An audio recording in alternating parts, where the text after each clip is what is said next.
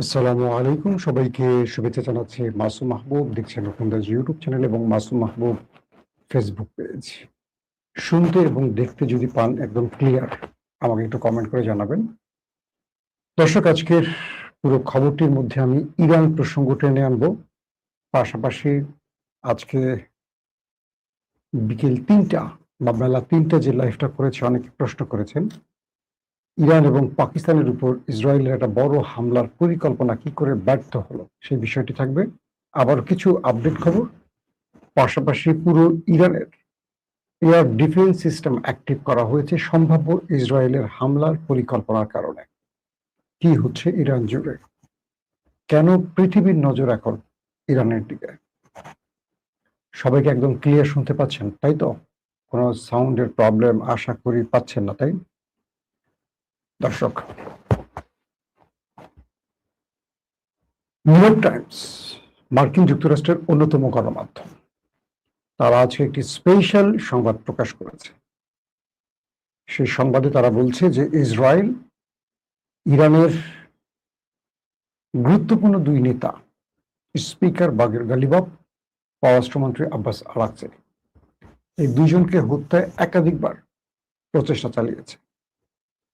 কোনোবার পাকিস্তানের আইএসআই ব্যর্থ করেছে, কোনোবার আমেরিকা ইরানকে অগ্রিম তথ্য দিয়ে সতর্ক করেছে এবং আমেরিকার কারণে এবং পাকিস্তানের আইএসআই এর কারণে সফল অ্যাটাক করতে পারেনি। কিন্তু এখন পর্যন্ত ইসরায়েল ইরানের সেই টপ লিডারদের মারার পরিকল্পনায় আছে। যারা আমার লাইভটি দেখেন নাই, বিকেল ৩টা লাইভটা অবশ্যই দেখে নেবেন। ওইটাকে আমি রিপিট করব না কিছু আপডেট তথ্য দেওয়া ছাড়া। মূলত ইরানের পুরো পৃথিবীর নজর এখন ইরানের দিকে, কারণ ইরান এই মুহূর্তে পৃথিবীর ৯০টি দেশের বড় বড় নেতারা, হাই ভোল্টেজ নেতারা এখন ইরানে আছে। পাশাপাশি ইরানের অনেক বড় বড় কমান্ডার, অনেক নেতারা যারা এতদিন আত্মগোপনে ছিলেন, তারা এখন প্রকাশ্যে নামবে। তবে আমেরিকা এবং ইসরায়েলের টার্গেট হলো মুস্তফা খামেনি, আইআরজিসির নতুন যিনি প্রধান সহ বেশ কজন। ইরানের রাষ্ট্রীয় গণমাধ্যম সহ যে গণমাধ্যমগুলো আছে তারা বলেছে যে পিতার শেষ জানাজায়, পিতার বিদায়ের সময়টিতে তার ছেলে বর্তমান সুপ্রিম লিডার মুস্তফা খামেনিকে দেখা যাবে না, কারণ নিরাপত্তাজনিত কারণে তাকে হাজির করা হবে না। প্রিয় দর্শক, আমরা প্রথমে একটু বাংলাদেশের কিছু তথ্য দেখে আসি যে বাংলাদেশের আমাদের সরকারের পক্ষ থেকে সেখানে পৌঁছে গেছেন ইতিমধ্যে আমাদের স্পিকার হাফিজউদ্দিন আহমেদ। আমরা তাকে একটু দেখে আসি।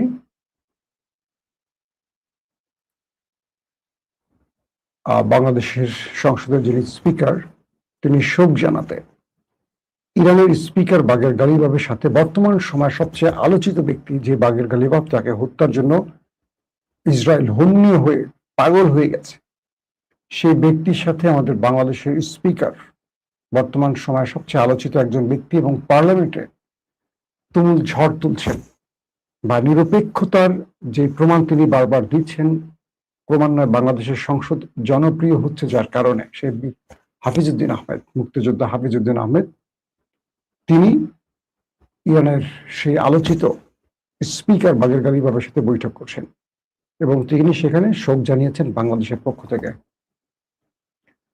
পাশাপাশি বাংলাদেশের বিরোধী দলের পক্ষ থেকে সেখানে পৌঁছে গেছে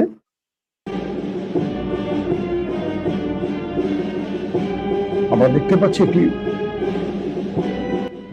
প্রতিনিধি দল সেখানে আছে। আমরা জামাতের অন্যতম নেতা পার্লামেন্টারিয়ান মুজিবুর রহমান, আমরা দেখতে পাচ্ছি হানজালা, দেখতে পাচ্ছি ডক্টর খালিকুজ্জামান, আছে আরেকজন আলোচিত তরুণ নেতা নাসির উদ্দিন পাটোয়ারি।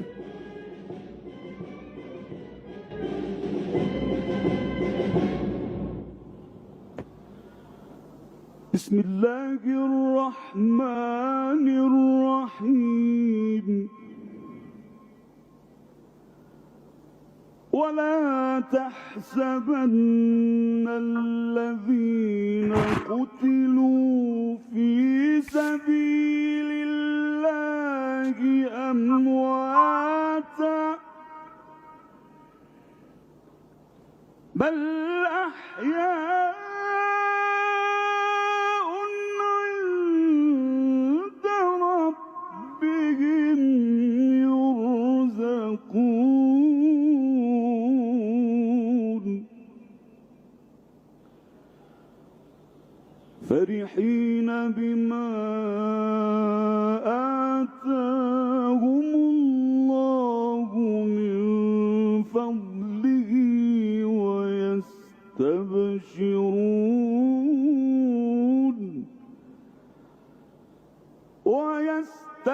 ويستبشرون بالذين لم يلحقوا بهم من خلفهم ألا خوف عليهم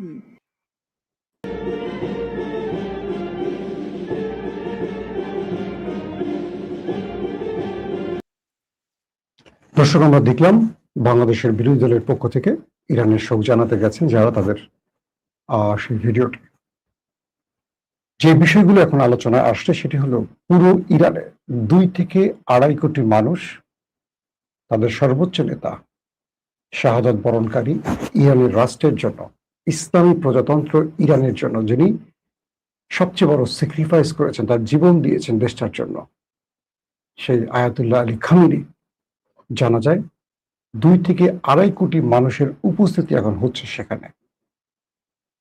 4 থেকে 9 তারিখ রাষ্ট্রীয় এই শোক বা তাকে বিদায় জানাবার সিরিজ, যে প্রোগ্রামগুলো আমি আগের লাইভে বলেছি রয়েছে, সেখানে পৃথিবীর 90টি দেশ উপস্থিত হচ্ছে। তাবৎ মুসলিম দেশগুলোর নেতারা সেখানে আসছেন, সঙ্গে অন্যান্য দেশগুলো আসছেন। পুরো পৃথিবীর নজর এখন সেখানে। শুধু তাই নয়, এই সময়টিতে টার্গেট করে মোসাদ, ইরানের হাই অফিসিয়াল, হাই টেলিগে, তার সবচেয়ে গুরুত্বপূর্ণ কমান্ডার, তাদেরকে অ্যাসাসিনেশনের জন্য পরিকল্পনা করছে। ইরানের কয়েকটি গণমাধ্যম বলছে,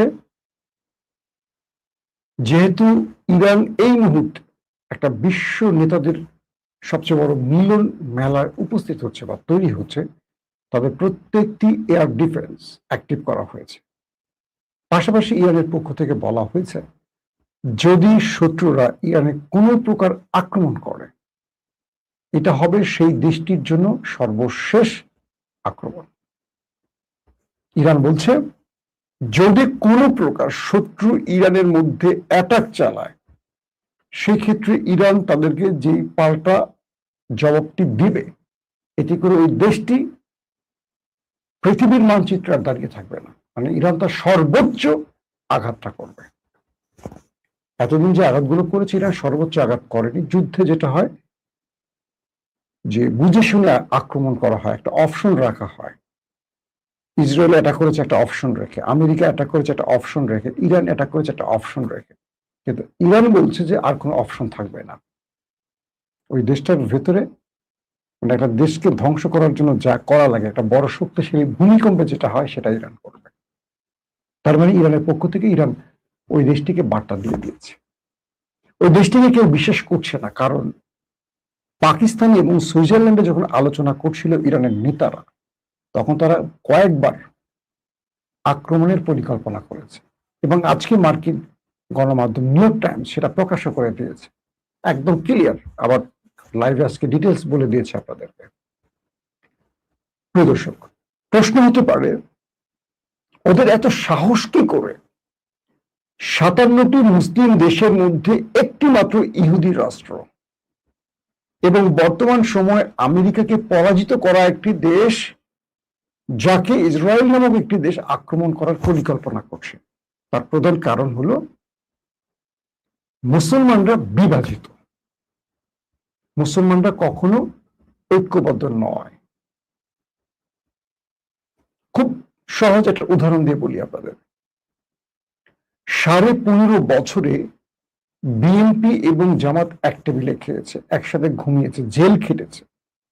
জামাত নেতাদের নেতৃত্বে বিএনপি নেতারা জেলখানায় নামাজ পড়েছে। কেউ একটা খাবার আনলে সবাই ভাগ করে খেয়েছে। প্রত্যেকের প্রার্থনা ছিল, সেই গভীর রাতে আল্লাহর কাছে হাত তুলে কেঁদেছে মির্জা ফখরুল ইসলাম আলমগীর, কেঁদেছে বিএনপির তাবৎ নেতারা, কেঁদেছে জামাতের নেতারা যে হে আল্লাহ, এই স্বৈরাচার ফ্যাসিস্টদের হাত থেকে আমাদের রক্ষা করো। আমি বিএনপির অনেক বড় বড় নেতাদের সাথে বসছি, কথা বলেছি, তারা বলেছে যখন সাইদি সাহেব বেঁচে ছিলেন তার নেতৃত্বে তারা কেঁদেছেন, আল্লাহর কাছে প্রার্থনা করেছেন। ডক্টর শফিকুর রহমান, যিনি বর্তমান জামাতের আমির, তার নেতৃত্বে বিএনপি নেতারা নামাজ পড়েছেন, আল্লাহর কাছে কেঁদেছেন, দোয়া করেছেন হাসিনার হাত থেকে বাঁচার জন্য। এই ইতিহাসগুলোকে ভুলে যাচ্ছে মানুষ। আমাদের সবচেয়ে বড় সমস্যা হলো আমরা সঠিক ইতিহাস ভুলে মিথ্যা ইতিহাসগুলোকে চর্চা করি। বাংলাদেশের ছাত্র জনতা, কৃষক, মেহনতি শ্রমিক, সাধারণ মানুষ, দোকানদার, পথচারী, নারী, পুরুষ, শিশু হাজার হাজার সড়কে এসে জীবন দিয়ে হাসিনা থেকে দেশকে মুক্ত করেছে।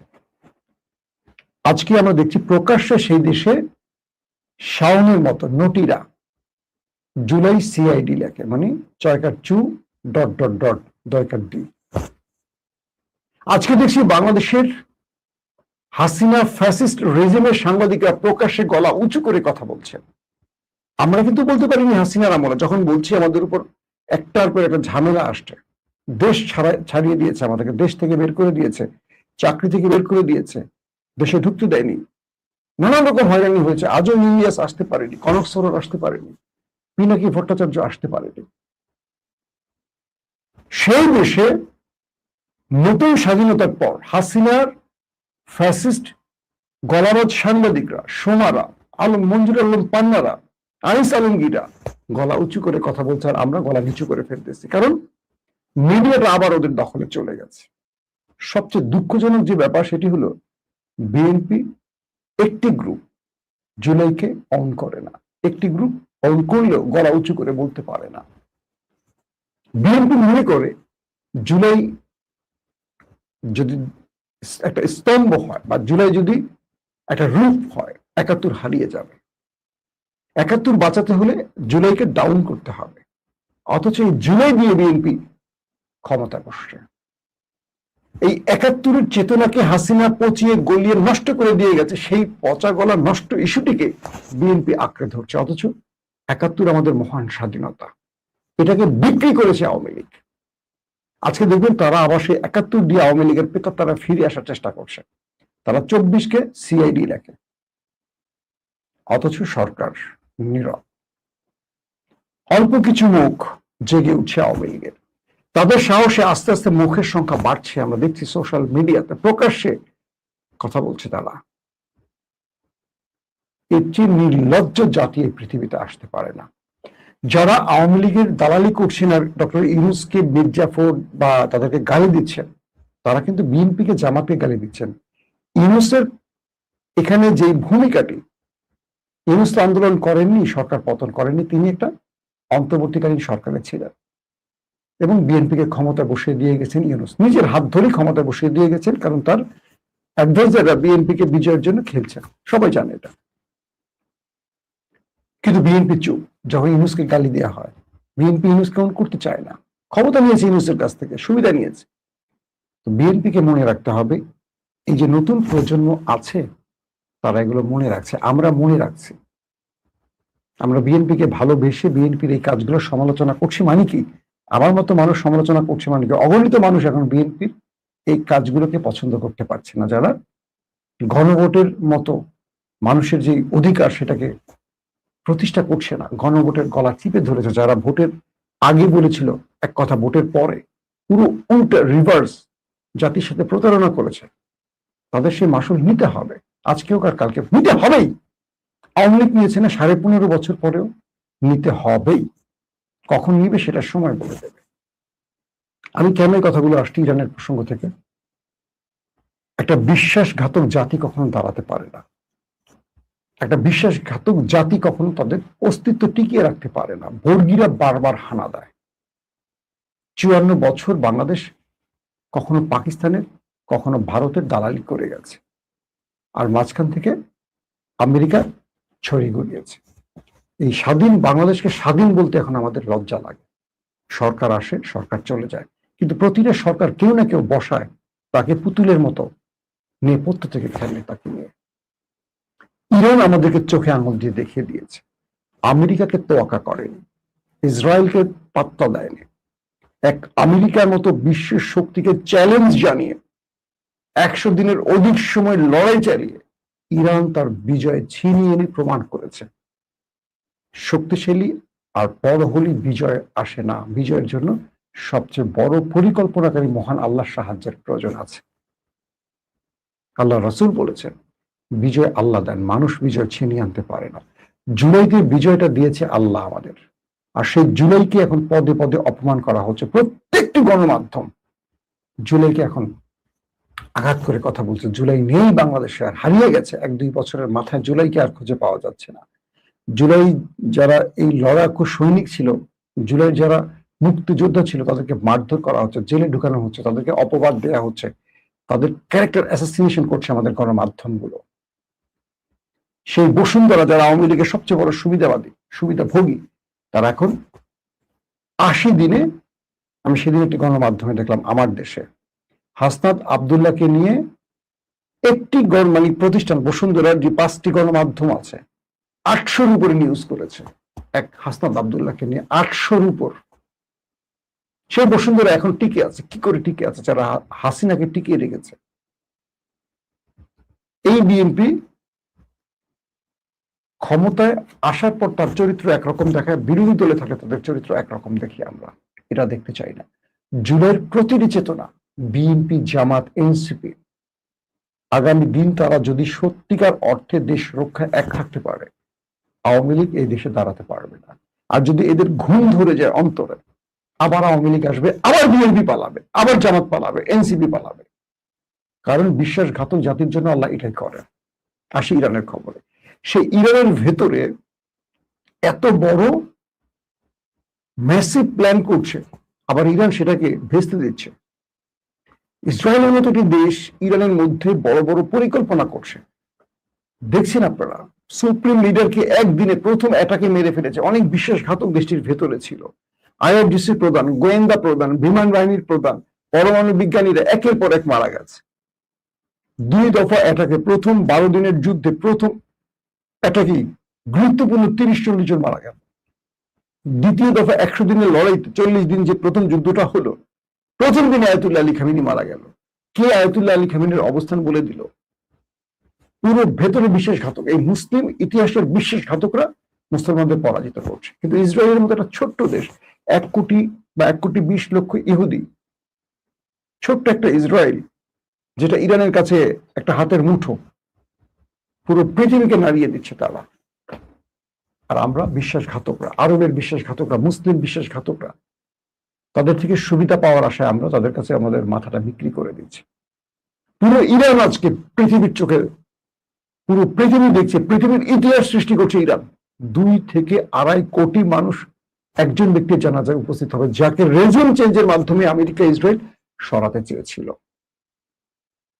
যে দেশের মানুষ তার বুক আগলে দিয়ে সে নেতাকে বাঁচাতে চেয়েছিল। আমেরিকা, ইসরায়েলের মতো বিশ্ব শক্তির বিরুদ্ধে যে দেশের মানুষ নাম লিখিয়েছিল যুদ্ধের জন্য, 1 কোটির উপর মানুষ, সেই দেশকে হারাতে পারে না কেউ। ইরান সেটা প্রমাণ করেছে। আমেরিকা শেষ পর্যন্ত ইসরায়েলের পরিকল্পনা ভেস্তে দিচ্ছে, কারণ আমেরিকা বুঝতে পারছে ইরানে যদি ইসরায়েল কোনো অ্যাসাসিনেশন চালায়, কোনো হত্যাযজ্ঞ চালায়, এই যুদ্ধ পুরো মধ্যপ্রাচ্যকে জ্বালিয়ে খাক করে ফেলবে, কিচ্ছু থাকবে না। ইরানের বাকের গালিবাফ এবং আব্বাস আরাকচির হত্যার পরিকল্পনা অগ্রিম আমেরিকা জেনে ইরানকে সতর্ক করে। বুঝতে পারছেন যে ইরান আমেরিকার শত্রু, যে আমেরিকা ইরানের শত্রু। রাষ্ট্রের কূটনৈতিক চেষ্টাগুলো কোথায় গিয়ে থেমেছে, বা গোয়েন্দা ভিত্তি কোথায় গিয়ে থেমেছে। সেই গুপ্ত হত্যার মাস্টারমাইন্ড মোসাদ এখন ইরানের দিকে তাকিয়ে আছে, কালকে কি ঘটতে পারে। অর্থাৎ 4 তারিখ থেকে 9 তারিখ পুরো বিশ্ব শক্তির নজর ইরানের দিকে, পুরো বিশ্ব নেতাদের নজর ইরানের দিকে, পুরো বিশ্ববাসীর নজর ইরানের দিকে। এই পৃথিবীতে একজন ব্যক্তি এসেছিলেন আয়াতুল্লাহ আলী খামেনি নামে, যিনি মাথা উঁচু করে বাঁচার স্বপ্ন দেখিয়েছেন, শিখিয়েছেন, মুসলিমদেরকে বুঝিয়েছেন কালেমার পতাকার অর্থ কি। তাকে দেখে যদি এরদোয়ানরা, মোহাম্মদ বিন সালমানরা তারেক রহমানরা, আনোয়ার ইব্রাহিমরা, আব্দুল ফাত্তাহ আল সিসিরা, তাকে দেখে যদি Sheikh Tamim bin Hamad al থাইরা, তাকে দেখে যদি দ্বিতীয় আব্দুল্লাহরা কিচ্ছু না শেখে, আর কিচ্ছু বলার থাকবে না। আমি বিশ্বাস করি এই সময়টি, এই যে মুসলিম বিশ্ব নেতারা, 90টি দেশের নেতারা এবং 57টি মুসলিম দেশের প্রতিনিধিরা একটি দেশে একসাথে উপস্থিত হচ্ছে, এখান থেকে পৃথিবীকে একটি বার্তা দেওয়ার সুযোগ এসছে যে মুসলমানরা এক হচ্ছে। ইরান যে স্বপ্নটি দেখছে, তুরস্ক যে স্বপ্নটি দেখছে, একটি মুসলিম সামরিক বাহিনী গঠন, এখান থেকে যেন এই ইমাম খোমেনির, আয়াতুল্লাহ আলী খামেনির এই রক্তের উপর তারা হাত দিয়ে শপথ করে তারা যেন সেই স্বপ্নটা বাস্তবায়ন করে। আগামী দিন সেই স্বপ্নটা আমরাও দেখছি। যদি মুসলিম দেশগুলো এক হতে পারে, সামরিক শক্তি তৈরি করতে পারে, ওই একটি দেশ কখনো মুসলমানদের দিকে ছোট্ট একটা মার্বেল মারার, ছুঁড়ে মারার সাহস করবে না। এই হলো অবস্থা। দর্শক, আমরা চেষ্টা করব কালকে মূল অনুষ্ঠানে, পুরো ইরান জুড়ে এখন মানুষের শোক চলছে। আজকে আমি আপনাদের ইরানের সাথে সেই ড্রেস কোড মিলিয়েছি, ব্ল্যাক কালো পরেছি। এটা ইরানের একটা শোকের পোশাক। সবাই খামেনির ছবি নিয়ে বেরিয়েছে, ফুল নিয়ে বেরিয়েছে, প্রকাশ্যে তার কফিন দেখানো হচ্ছে, বিশ্ব নেতারা হাজির হচ্ছে, শোক জানাচ্ছে, পুরো শহরে কোরআন তেলাওয়াত হচ্ছে। ইরান একটা অন্যরকম পরিবেশ সৃষ্টি হয়েছে পুরো ইরান জুড়ে। মানুষের চোখ ভেজা, কাঁদছে মানুষ, প্রতিটা মানুষের চোখ ভেজা একজন মানুষের জন্য। তাকে হত্যা করেছে আমেরিকা, ইসরায়েল। আমাদেরকে আরেকটি কথা বলি, এই আয়াতুল্লাহ আলী খামেনি আমাদের প্রিয় নবী হযরত মুহাম্মদ সাল্লাল্লাহু আলাইহি সাল্লামের বংশধর, জানেন এটা? তার বংশধর। পৃথিবীকে মাথা উঁচু করে বাঁচার এবং সাহসের সাথে মৃত্যুবরণ করা শিখিয়ে গেছেন একজন ব্যক্তি। পরাজিত হননি, আপোষ করেননি, জীবন দিয়েছেন। এরকম নেতা 100-200 বছরে একজন আসে না। আল্লাহ হাফেজ।